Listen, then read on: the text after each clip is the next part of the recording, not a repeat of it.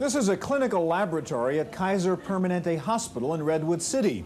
The lab technicians here are trying to isolate viruses, the kind that can harm your body. Just south of here in the Silicon Valley, software engineers are also trying to isolate viruses, the kind that can harm your computer. Today we'll take a look at computer viruses and the software vaccines that combat them on this edition of the Computer Chronicles.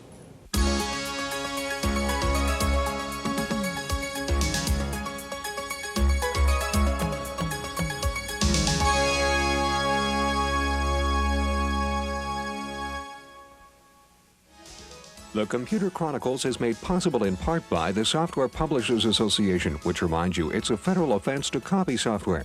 The SPA provides information on how to stay software legal. Funding is also provided by PC Connection and Mac Connection, and by Byte Magazine and Bix. Welcome to the Computer Chronicles. I'm Stuart Chaffee, and with me today is Paul Schindler.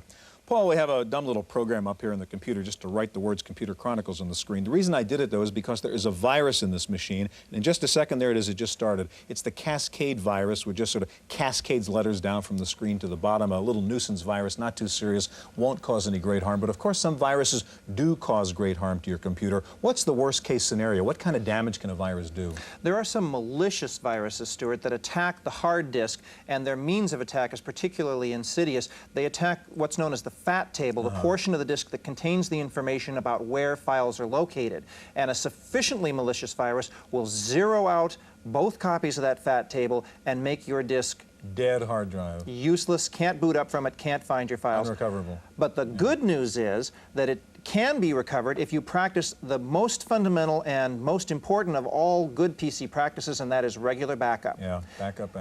If you have your files backed up, you can always restore them from the most recent backup and defeat any known virus. Well, Paul, today we'll take a look at several vaccines to protect your computer from a virus invasion. We'll look at SAM, Virex PC, Certus, and a shareware program for the Macintosh called Disinfectant.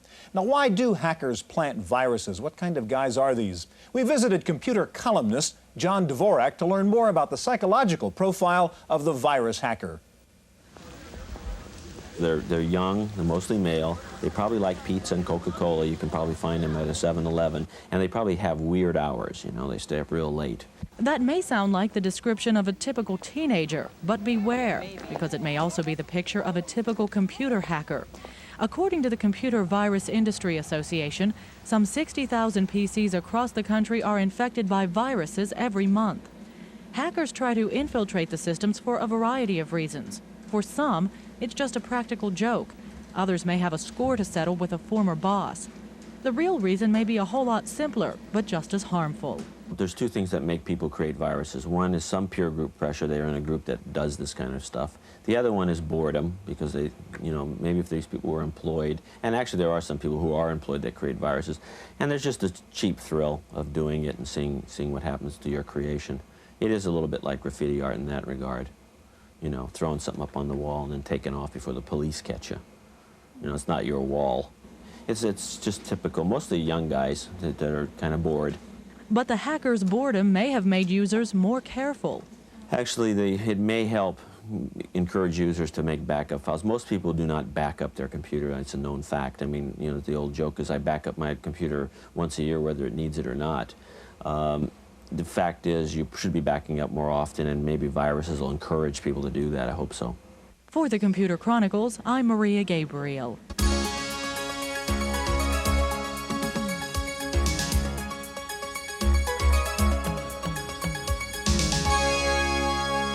We're fortunate to have with us two of the leaders in the battle against computer viruses. This is Peter Tippett, president of Certus International. With us also Ross Greenberg, the developer of Virex PC. Paul? Ross, in the race between the good guys and the bad guys in the virus field, who's winning? The good guys are. And why is that? It's our job to win. Can you quantify the risk for a user? I mean, I'm just sitting there with my PC. How worried should I be about viruses? Do you make backups? Yes. If you make backups, you don't have that much of a risk. You can still make mistakes, you can still inconvenience yourself, but you won't damage yourself beyond recovery.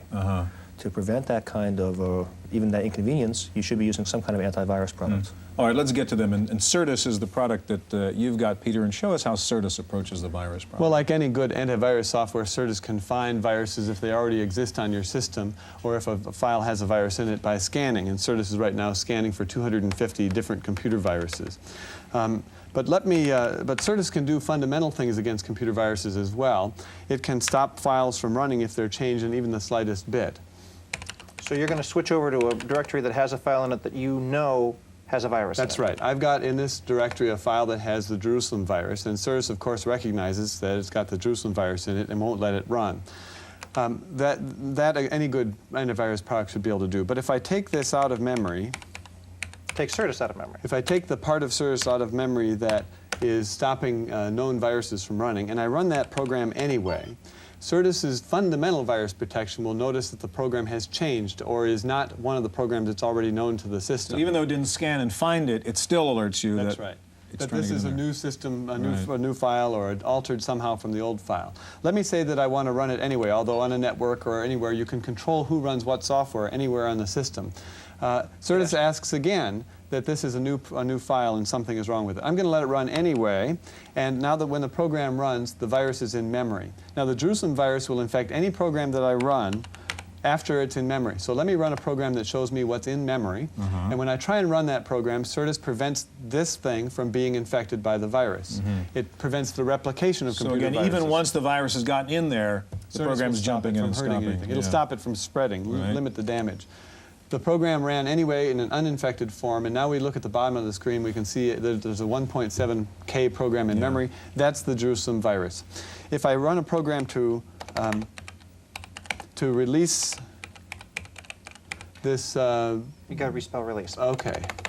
You're going to you're going to remove that virus from I'm memory. going to remove the virus from memory, and even the program that would remove the virus from memory is being attempted by the virus to be infected. Certus prevent that from happening. The virus is now gone from the system. Now, Certus does many other things besides just stopping viruses from running. If I were to do something like formatting the C drive, this is potentially something dangerous, Yes. as would erasing your root directory, as would running fdisk and destroying the FAT table or the partition table or directory structure. And it appears to be doing it. It appears to be doing it, but if I stop that from happening and I get a directory, you'll see that nothing is wrong. If I did other things that would harm the system, still nothing is wrong. No. Certus works on a network, and it works on freestanding PCs, and it can control who runs what software. It controls software theft. It can do other kinds of security things as well. But if the system fails completely, Certus has this disk called the critical disk. The critical disk, if booted, will recover from any crashed hard drive, unless literally a bullet goes through your hard drive. If the hard drive is recoverable by a technician after hours of work, the critical disk will recover it just by the user booting from the critical disk. All right, Ross, let's turn to Virex PC, and what does that program add to the game here? How different is it from what we just saw? Well, its primary difference with that, it includes disinfectors. When it finds a virus, it gives you the opportunity to remove that virus from the system and from the particular program, so that by removing it, you now get back the original program in its pristine state. You don't have to even worry about going to those backups that you promised me that you made. Which I didn't really do, of course. All right, show us how Virex PC works then, Ross. Sure.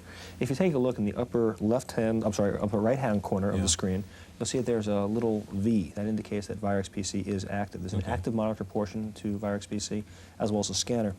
What I'm going to do is I'm going to scan the disk for viruses. I know for a fact that there are some viruses here because I put them there. Yeah. Basically, what a scanner does, it looks for a known signature pattern. There are about 200 viruses roughly. Everyone has different counts on them. But we include a full signature list that you can later on update as you feel like it, and of course we update it as well. And This appears to be going pretty quickly. oh yeah, it's something that we're proud of. We're the fastest scanner out there as far as we know. Until the next round of competition comes through and someone decides to try to be faster than we are.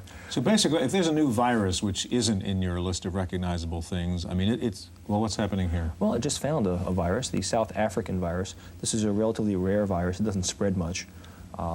As such, we don't provide for a disinfector on this one. We allow you to either remove it from memory, that is from the disk's memory, or to ignore it. In this case, I'm going to ignore it. Okay. In fact, there are two versions of that one, so I'll ignore that one as well. But here we've got one that's called the Jerusalem virus. This is probably the most common virus out there, popular perhaps. Okay, so what can we do with it? Okay, well, you can either, again, you can remove it or you can ignore it, or in this case, you can disinfect it. I'm going to hit a D and it will disinfect it. But you'll also note that the little pop-up box will change because we're going to be doing something that Virix PC doesn't like. We're going to be writing into a COM file. Yeah. So if a virus were to do this, you'd get the same exact kind of pop-up that says that there's something going on and it really should not go on. We're just going to allow it to take place. There'll be another virus after this one. We just found it here. And we're going to ignore this one. Just let it continue. You just cleaned up that COM file. It no longer has the Jerusalem virus in it. Exactly. So what I just did now is I stopped the scan. And you have the option here of taking it out to the printer, a log file, saving it in a data file, or just exiting. We'll just exit from this. And if you look up on the screen, as you can see, one of the infections of the Jerusalem version B virus has now been disinfected. Yeah. That means that at this point right now, you can run that program without having to worry about it being a virus or being infected. What we can do is take a look. This directory here has not had any disinfection taking place. Yeah. Let's try running a file. Let's try running, as an example, the eaters file. This is the same one that we just disinfected. In this case now, however, I'm just going to try running it. Yeah. And in this case, it automatically disinfected it for you from the screen. And now it's going to go run it. Okay. And I'm going to just allow that to go. It tells me that there's been a modified checksum on this one. The reason why it was modified is because it just finished taking the infection out of it. So I'm going to allow it to execute anyway. And it's going to tell me that it's already installed. I'm now going to run it, which is this fun little thing here. That, of course, is just fun. And one of the problems that we have with anything that's related to viruses is sometimes fun things like that are called viruses when they're not. Yeah. Everyone keeps on blaming everything as being a virus. And that's one of my jobs, is to make sure that when you have a virus, you're protected. And that means you can go back to blaming things like spilled cups of coffee. Yeah, Ross, in just a few seconds, that question I was going to ask you before. What about the virus that isn't known that gets into a system? What happens then? Okay, well, first, of course, our job is to make sure that it's known to us and to protect against it. But also, there are protections against suspicious activity that Virix PC is able to prevent. Yeah. If it sees something like that, as an example, someone trying to format your hard disk, even erroneously, you can prevent that from happening. So you can detect the behavior even though you might not detect the particular virus. Exactly so. All right, Peter, Ross, we're out of time. Thanks very much. Well, if you have lots of computers on a network, odds are you are vulnerable to a possible virus attack. At Caltrans here in California, they have lots of computers, but a very serious policy for virus prevention. Here's a report. A construction crew on the freeway can mean long delays and missed appointments. But even Caltrans, the California Department of Transportation, is vulnerable to delays, computer delays caused by viruses. This Caltrans district office uses over 400 computers to do everything from simple word processing to forecasting traffic for Northern California. Any virus attack to its system can mean chaos. Depending on the severity of the virus, anything from anything minor to a message popping up on a screen to a whole system crashing, be it a network, one network getting a virus, and then affecting the other networks through the file server. It can mean severe lawsuits or millions of dollars in financial projects not being completed. To prevent any such disaster, Caltrans uses the software Virix from Microcom. As company policy, employees are asked to make backup copies of files and to avoid using shareware as much as possible. But Lou says that may not be enough. We can't hold everybody's hand and have them back up every single day or week or whatever the time frame is. We will, like I said, we do recommend it, but we cannot actually go out to their computer and do the actual backup.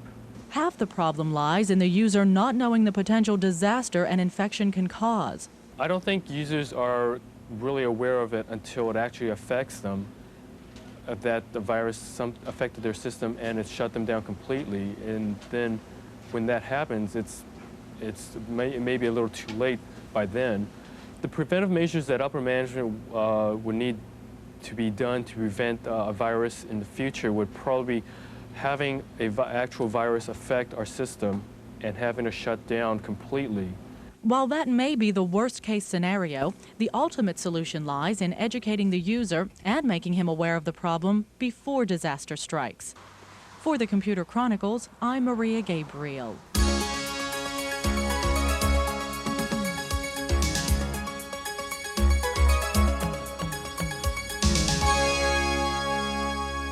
of the most popular antiviral programs for the Macintosh are SAM and Disinfected. And here to show us how they work are Lee Lenski of Symantec. Also with us, Alex Lau of BMUG, the Berkeley Mac Users Group. Paul?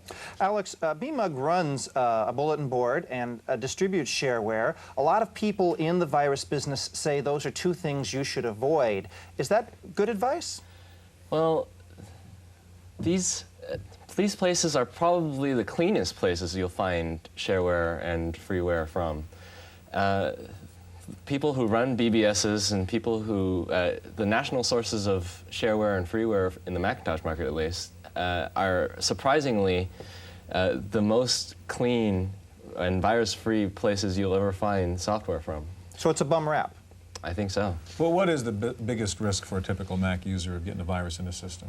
The biggest risk is probably getting software from a friend, any kind, shareware, freeware, whatever. Yeah.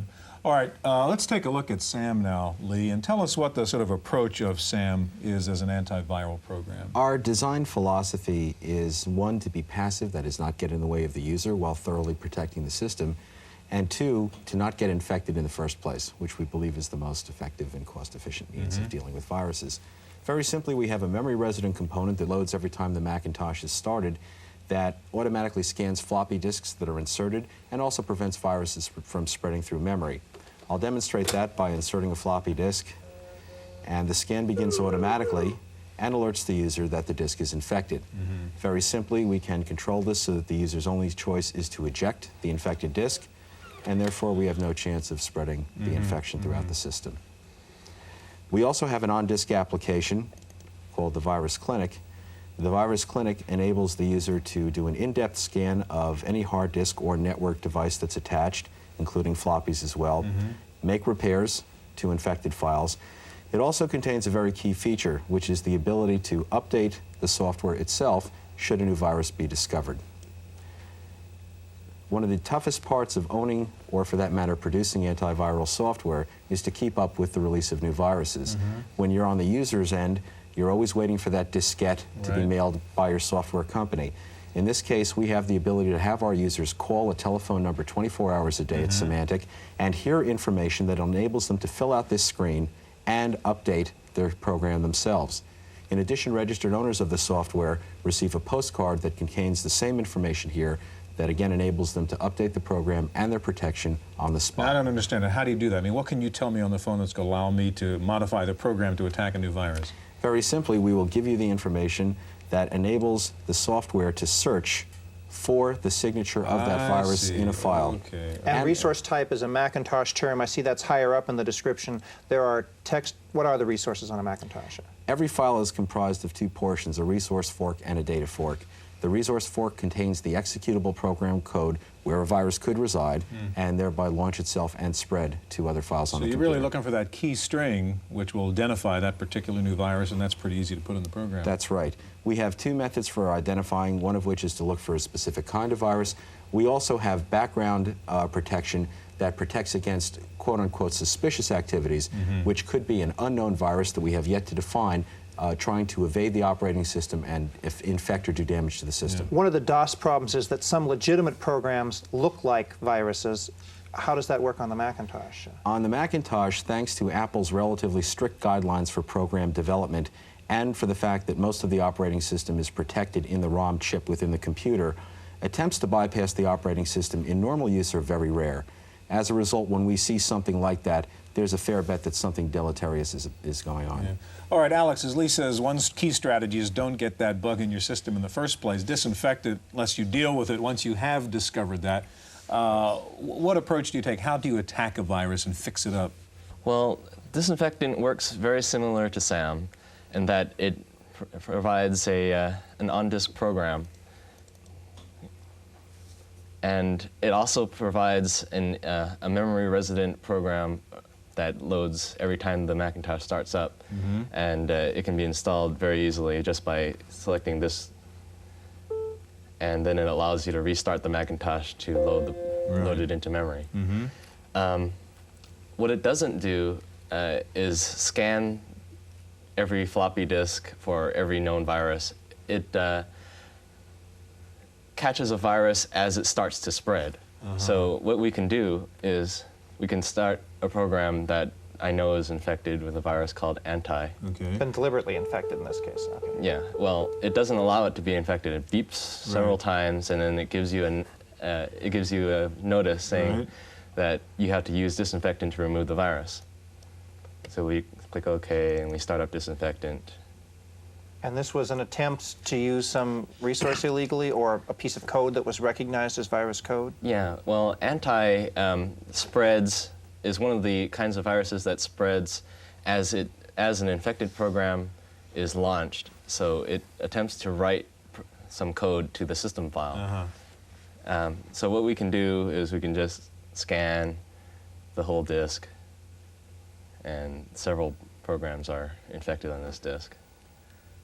And then how would you go about disinfecting them? Are you going to wait for it to come to the particular one? We can wait for it to come there, or we can just click on disinfect, and it would get rid of all the viruses on all the files on the disk. There are several other things you can do, like disinfect a particular file, a particular folder, or even you can even set up a certain computer as a scanning station. So whenever you insert a disk, it'll scan the floppy and see if there are any problems with it. Now disinfectant is shareware from BMUG? It's free. BMUG is one of the people, or one of the groups that distribute it. It's written by a man named John Norstad at Northwestern University, and he puts out a free upgrade whenever a new virus comes out. And getting back to SAM, Lee, what does SAM sell for? $99. Now, that's only a Mac product you have right now. That's correct. You would all have anything on the PC side? We have announced, in fact, the Norton antivirus for the PC, which features a very similar design philosophy to what you saw here in SAM today. And when's that due out? Very shortly. Last question, just a little bit of time left. Apart from using this kind of software, if you're a Mac user now, what are the other sort of safe computing practices that one should be aware of to try to prevent this problem? Again, never trust an unknown floppy. If it's not one of yours, then it's suspect. I would always hold to that. Yeah. I would say check everything that you get from another source, even if it is from BMUG or from your friend who should be virus-free. Yeah. Other than that, it's not really something to be overly paranoid about. Okay, good. Well, Lee of Symantec, thank you very much. And from the Berkeley Mac Users Group, thank you, Alex. That's our look at computer viruses. Stay tuned now for this week's computer news.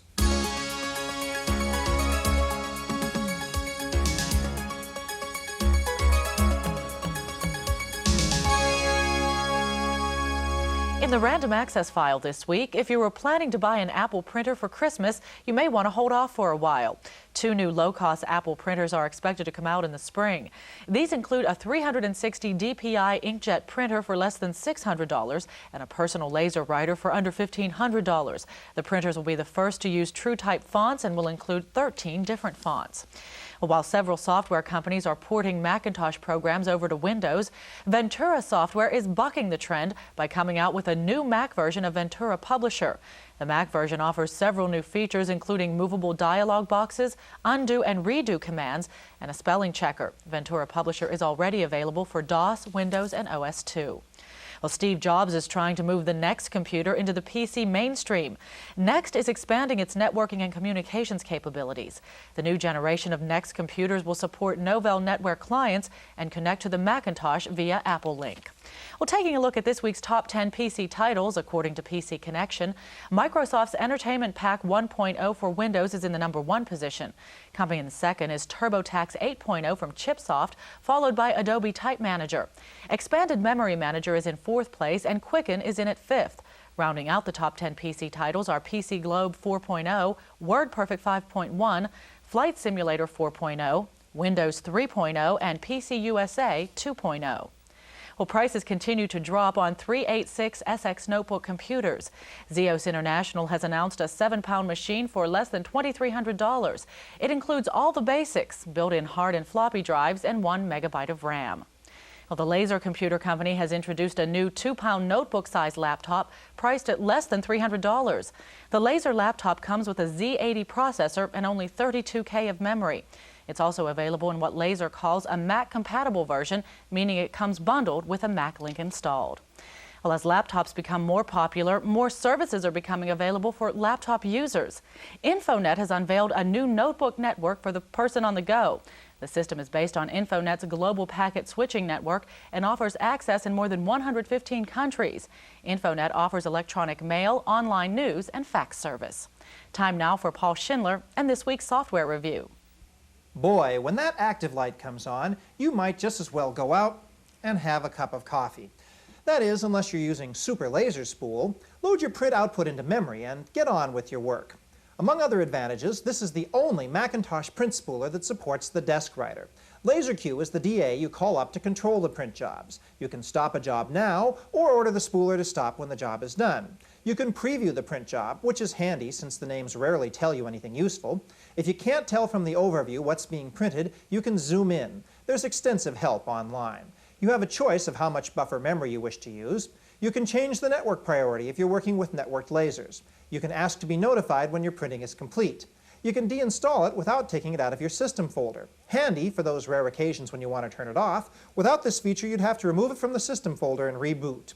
Super Laser Spool 2.02 is $150 from 5th Generation Systems in Baton Rouge, Louisiana. For the Computer Chronicles, I'm Paul Schindler. Finally, it's time to think about making those New Year's resolutions. If aerobics is on your list, you may want to include a new program called Vision Aerobics.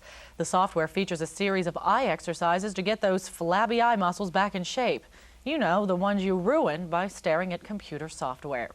Well, that's it for this week's Computer Chronicles. I'm Maria Gabriel. The Computer Chronicles is made possible in part by the Software Publishers Association, which reminds you it's a federal offense to copy software. The SBA provides information on how to stay software legal. Funding is also provided by PC Connection and Mac Connection, and by Byte Magazine and Bix. For a transcript of this week's Computer Chronicles, send $4 to PTV Publications, Post Office Box 701, Kent, Ohio 44240. Please indicate program date.